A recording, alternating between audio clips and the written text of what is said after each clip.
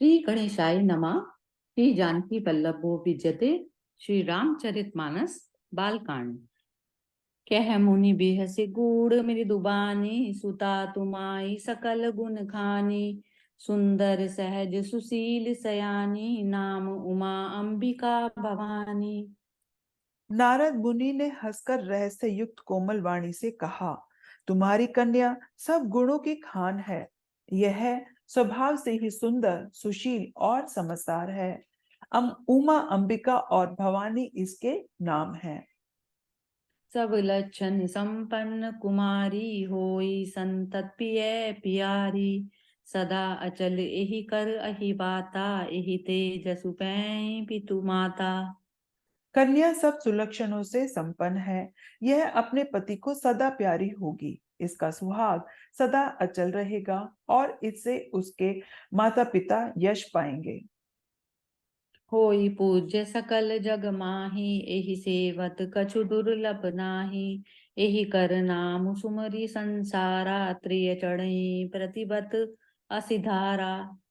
यह सारे जगत में पूज्य होगी और इसकी सेवा करने से कुछ भी दुर्लभ न होगा। संसार में स्त्रियां इसका नाम स्मरण करके पतिव्रत रूपी तलवार की धार पर चढ़ जाएंगी।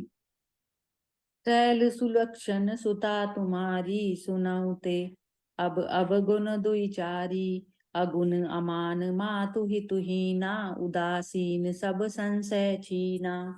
हे पर्वतराज, तुम्हारी कन्या सुलक्षणी है।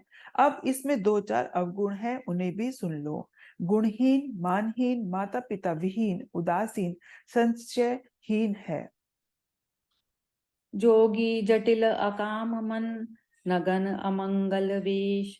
अस स्वामी एहि कह मिलहि, परिहस्त असीरेख। मंगल भवन अमंगल हारी, द्रवौ दशरथ अजिर बिहारी। योगी जटाधारी, निष्काम हृदय, नंगा और अमंगल वेश वाला ऐसा पति इसको मिलेगा। इसके हाथ में ऐसी ही रेखा पड़ी है। सुनि मुनि गिरा सत्य जिय जानी, दुख संपति उमा हर्षानी। नारद हुए भेदु न जाना, दशा एक समुझब बिगलाना। नारद मुनि की वाणी सुनकर और उसको हृदय में सत्य जानकर पति पत्नी हिमवान और मैना को दुख हुआ और पार्वती जी प्रसन्न हुई। नारद जी ने भी इस रहस्य को नहीं जाना, क्योंकि सबकी बाहरी दशा एक सी होने पर भी भीतरी समझ भिन्न भिन्न थी। सकल सखी गिरिजा गिरि मैना, पुलक शरीर भले जल नैना। होई न मृषा देव ऋषि भाषा, उमा सुबचनु हृदय धरि राखा। सारी सखियां पार्वती, पर्वतराज, हिमवान और मैना सभी के शरीर पुलकित थे और सभी के नेत्रों में जल भरा था। देव ऋषि के वचन असत्य नहीं हो सकते, यह विचार कर पार्वती ने उन वचनों को हृदय में धारण कर लिया। उपजेऊ शिव पद कमल सनेहू, मिलन कठिन मन भा संदेहू। जानी को अवसरु प्रीति दुराई, सखी उछंग बैठी पुनि जाई। उन्हें शिवजी के चरण कमलों में स्नेह उत्पन्न हो गया, परंतु मन में यह संदेह हुआ कि उनका मिलना कठिन है। अवश्य ठीक न जानकर उमा ने अपने प्रेम को छिपा लिया और फिर वे सखी की गोद में जाकर बैठ गई। झूठी न होई देव ऋषि बानी, सोचहि दंपति सखी सखानी। उर धरि धीर कहूँ गिरिराऊ, कहूँ नाथ का करेऊ पाऊ। देव ऋषि की वाणी झूठी न होगी, यह विचार कर हिमवान, मैना और सारी चतुर सखियां चिंता करने लगी। फिर हृदय में धीरज धर कर पर्वतराज ने कहा, हे नाथ, कहिए अब क्या उपाय किया जाए। कह मुनीस हिमवंत सुनु, जो विधि लिखा लीलार। देव दनुज नगर नाग मुनि, को न मेट निहार। मंगल भवन अमंगल हारी, द्रवौ दशरथ अजिर बिहारी।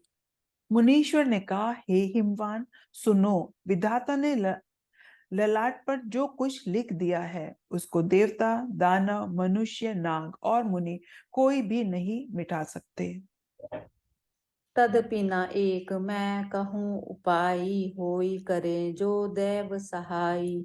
जस बरु मैं बरनेउ तुम पाई, मिलई उमय तब संशय नाही। तो भी एक उपाय मैं बताता हूँ, यदि देव सहायता करें तो वह सिद्ध हो सकता है। उमा को वर तो निसंदेह वैसा ही मिलेगा जैसे मैंने तुम्हारे सामने वर्णन किया है। जे जे बर के दोष बखाने, ते सब शिव पही मैं अनुमाने। जो विवाहु शंकर सन होई, दोषौ गुण सम कह सब कोई। परंतु मैंने वर के जो जो दोष बतलाए हैं, मेरे अनुमान से वे सभी शिव जी में हैं। यदि शिव जी के साथ विवाह हो जाए तो दोषों को भी सब लोग गुणों के समान ही कहेंगे।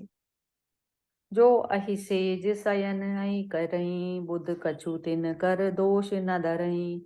भानु कृषानु सर्व रस खाही, तिन कह मंद कहत को नाही।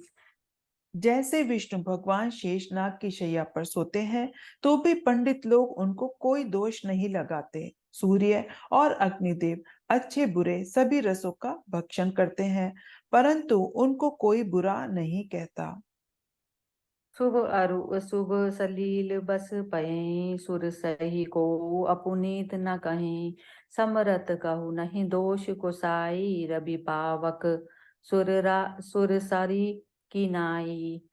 गंगा जी में शुभ और अशुभ सभी जल बहता है, पर कोई उन्हें पवित्र अपवित्र नहीं मानता।